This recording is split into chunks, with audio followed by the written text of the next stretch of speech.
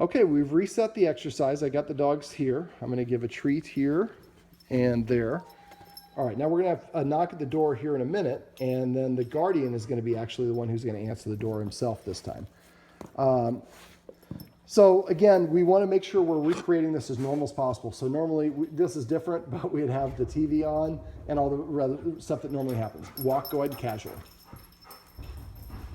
I want to walk them back. Yep, just pick one of them first. I would probably pick Hendrick. There you go. And just don't worry about, perfect. All right, stop. Now walk, wait for him to be stationary. Now, once he's stationary, there you go. Take a big step backwards. Now that's multiple steps. I usually like to stop in between each step for a half second. Now take another one. And there you go. Now walk towards him. There, he did the work for you. You don't even have to walk. You can stay right there. Once he walks behind himself, now walk towards him if he tries to cross the line. And you can use that hissing sound if you need to as well. All right, take one step backwards and stay in place. Another step backwards. And you just want to wait a half second in between each step just to make sure they stay in place. And then when we get to the deadbolt, the door, we're going to keep your hips pointed this way, and you're going to turn over and jiggle the deadbolt.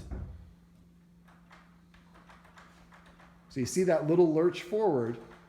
And once you've done that a couple times, then go to the slap the handle a couple. Oh, don't come to me. All right, now jiggle it. Evidently I can't. Excellent. That was great. So now if you're going to do it with gusto. See, he's still across the line. So keep walking. There you go. So you're going to go full speed at him, until, whichever dog, until they get across the line. Then you're going to stop in place. So even if you're halfway between the door and them and they stop, that's where you stop. You mirror them, essentially. All right, big step backwards. It'd be better if you had your hands just at your side. If you have a hand behind your back, they think that you're holding something for them. Hiss. Always hiss first. All right, big step backwards.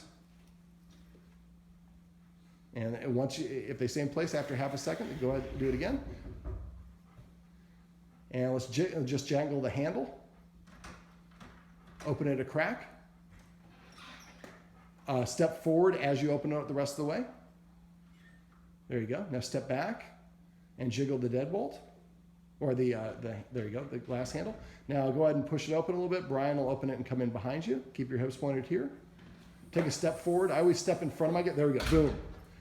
Keep going, keep going, keep going. So you started off kind of slow and then you stopped. So you want to go like almost, not you're sprinting, but you want to go suddenly and deliberately right at that dog and not stop until he gets across the line. You took kind of a half step and then slowed down and stopped. And that looks indecisive. There you go, get behind, there you go. Now you can tell them to SIT if you want. I don't normally tell them to do something specifically. I'm just telling them I don't want them to go to the door. Now go ahead and let's walk backwards again, and you can turn, and then you're going to shake Brian's hand, but when you turn your hips to face Brian, keep your eyes this way. So one of either your hips are pointed this way or your eyes are. There you go. Perfect. All right. So eventually this is what will happen is they'll stay behind that line, and this is something that's a small, minor thing, but if you think about it, this helps them practice. It's another opportunity to practice self-control and deferring and letting the humans be in the authority position so we can reduce the stress that they have. Sit. Awesome.